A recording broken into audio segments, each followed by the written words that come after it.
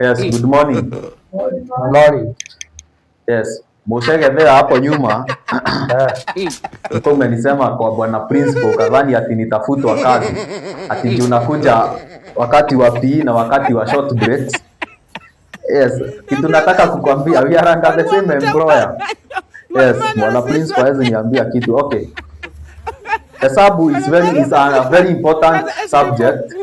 Hapo Mushege hapo nyuma time utakuwa conductor. Bado utatumia hesabu. Sitakuwa conductor. Yes, wakati Kamau hapa utakuwa mwizi, bado utatumia hesabu. Yes, wakati Kang'ethe there utakuwa hoka, utatumia hesabu. And wakati bado Jane here will be a professional lawyer, bado ni hesabu.